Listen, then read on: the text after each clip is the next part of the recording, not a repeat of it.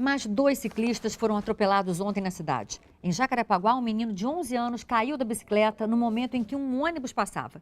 Ele foi levado para o hospital e já teve alta. E no acidente mais sério, a polícia analisa as imagens da câmera do ônibus que atropelou e matou Jonatas de Lima Mendes, de 14 anos, na Barra da Tijuca.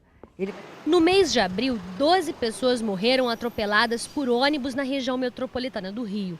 E mal começou o mês de maio, outra morte foi registrada. Desta vez, um adolescente de 14 anos tentava atravessar a Avenida das Américas, na Barra da Tijuca, quando foi atingido por um coletivo ontem à tarde.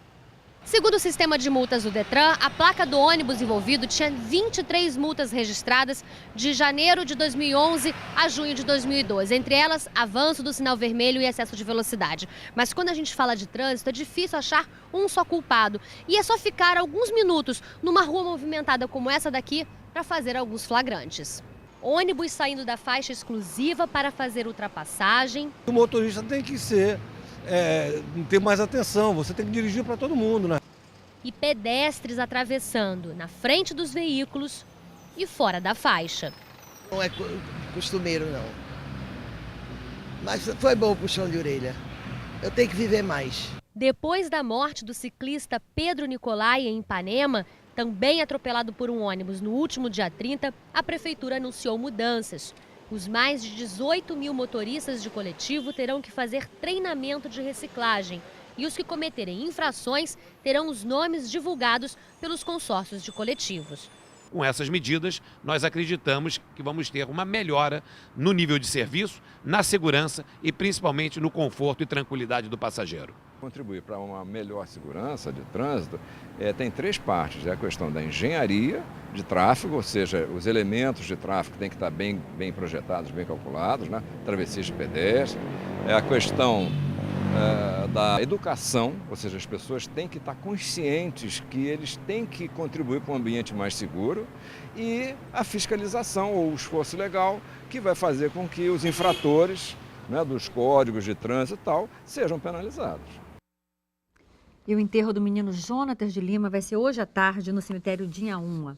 Bom, e a gente ainda não sabe se nesse caso da morte do ciclista houve alguma responsabilidade do motorista. Mas o fato é que nos últimos meses, os acidentes que envolvem ônibus no Rio têm assustado a população. Além disso, chama a atenção o grande número de irregularidades dos coletivos que circulam no Grande Rio, seja na quantidade de multas ou no desrespeito aos passageiros. Comigo aqui no estúdio, o diretor de fiscalização do PROCON, Fábio Domingos. Boa tarde, Fábio. Bem-vindo aqui ao Repórter Rio. Bom, o que o PROCON pode fazer para tentar minimizar tudo isso aí que a gente tem visto? O PROCON está nas ruas com a fiscalização, vendo as irregularidades, fazendo as multas devidas. Essas multas são as empresas que são multadas. E no caso de eventuais crimes cometidos pelos motoristas, ele é encaminhado até a delegacia para o procedimento. Agora, Fábio, como é que foi essa última fiscalização? Onde foi feita?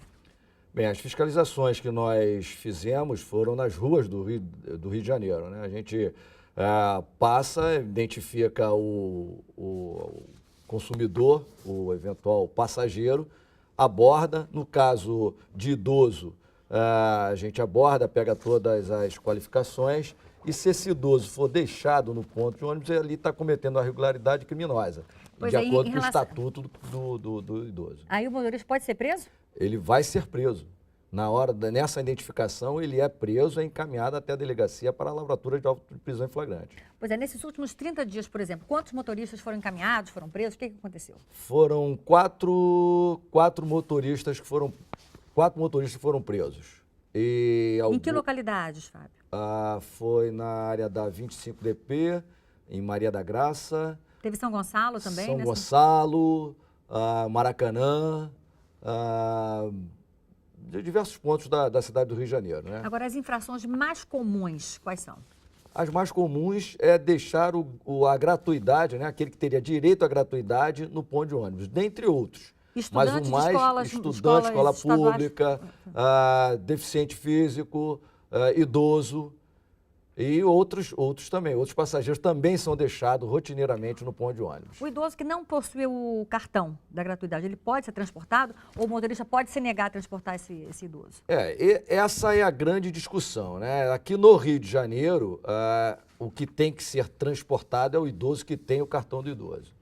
Esse deverá ser transportado com gratuidade, assim também como os outros possuidores desse direito. E o PROCON fiscaliza metrô também, por exemplo? Metrô, barca, trem.